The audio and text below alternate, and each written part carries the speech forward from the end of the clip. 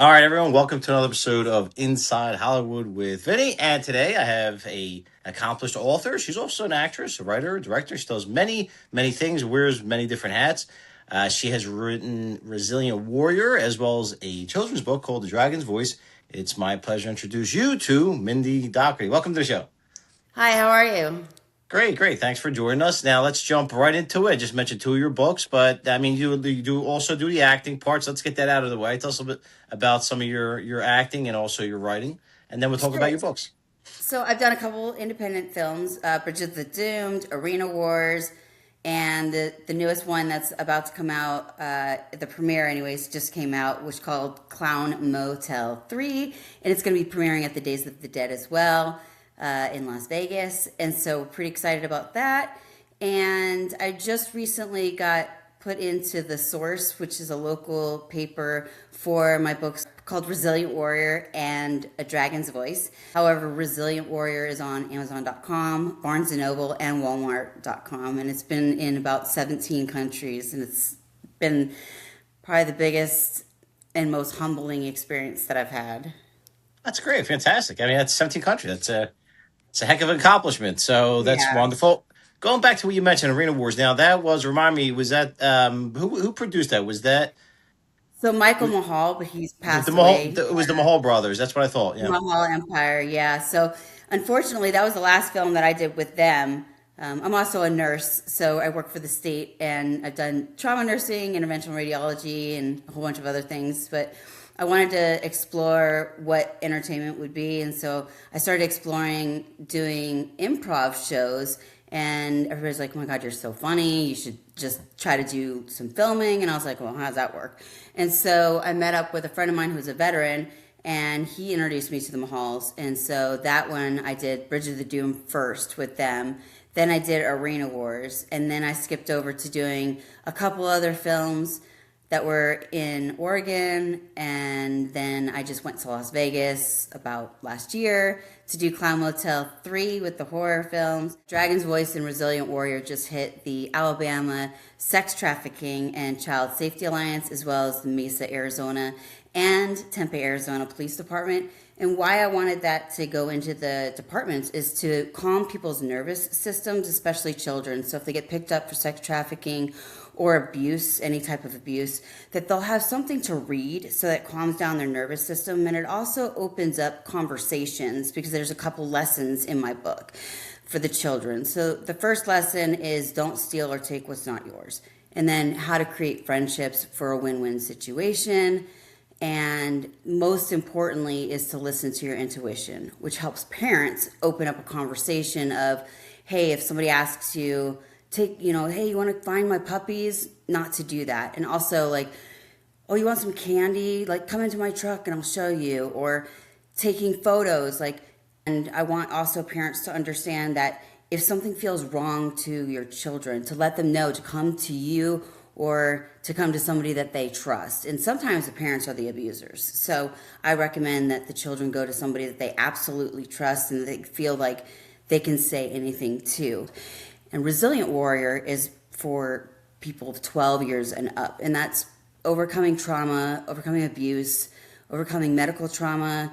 And I was tortured for 4 straight months. So I was left bedbound for 3 years and 8 months with my left leg all the way up. Got 2 stem cells placed in Colombia, and now I'm walking and talking, and was able to write this children's book.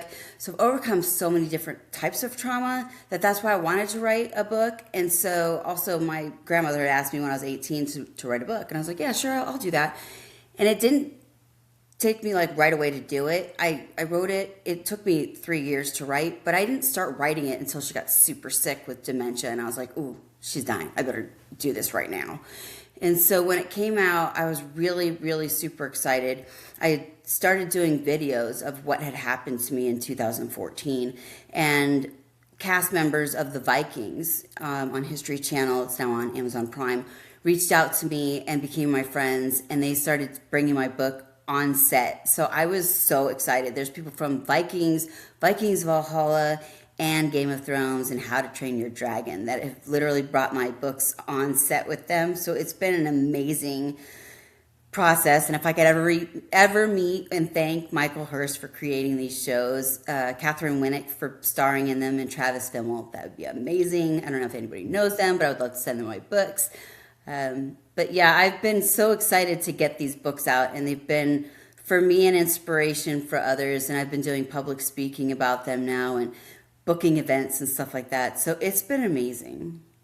That's fantastic. And listen, you've been through a lot, and certainly that's what really makes, in my opinion, makes a great author, storyteller, etc. So it puts you in a position of knowing firsthand what it is. So those are great things. It's near and dear to me because I'm always about protecting children, and I have three of my own little ones, so I'm always worried to death. So Right. it's a big deal to protect our youth, especially, and well, not just our youth, but especially our youth and anybody who's vulnerable. I mean, Right. even the elderly, people that are or people that are even of mature age but aren't able to help themselves, that are in some sort of mental or physical disability. So a lot of vulnerable people out there, and it's great that you're taking a stand to try to help a lot of them. Thank you. Um, so yeah, and again, sad about Michael Mahall's passing. I just started to kind of started to get involved with them. Actually, right before he passed away, I was starting to make sort of a connection with them, and I'm really regretful that he passed. I mean, his my condolences go out to his family and friends and everyone. It's been a few months now. It's probably been about 6 months since he passed or I so. think so. So tremendous, talented people. And His going great back to the following too is all over. So yeah. yeah, it's really great to work with the actors that I have too. Michael Pere, Robert Lasardo, and a couple others. It's been an amazing process just to learn from those people that have been in it for like over 30 years. I did also film in a movie called Cheer Bloody Murder, and that I think will be coming out. I'm not sure. It's getting through distribution right now. So excited to be working with these talented people that have literally been in the business for over 30 years, some of them. So it's been an amazing process. I want to continue to do some more. That's great. And now's the time for, I'm an independent filmmaker myself. So everybody's saying that now's the time for independent, Right. films. And it's a great resurgence now, I think, because things are a little bit upside down in the major industries, major studios and such. Right. So we might see a resurgence. Hopefully we do more of independent. Um, what are some things that are on the horizon for you? What are you working on? What do you plan on? What are some of your goals maybe for 2026? So I'd love to get into reality series. That would be fun. And I would love to do more independent filming. I'd love to do public speaking and really make a difference in both my country and other countries. And I would love to have my books go into more police stations, more advocacy groups, more for counseling, or even into schools. So I'm just really reaching out to anybody that can help me not only promote my book or market my book. However, I really want to get this into as many places as I can to help as many children and adults as I can for both books, both sides. 12 and under is the reach for my book called A Dragon's Voice. 12 and up is the book for Resilient Warrior.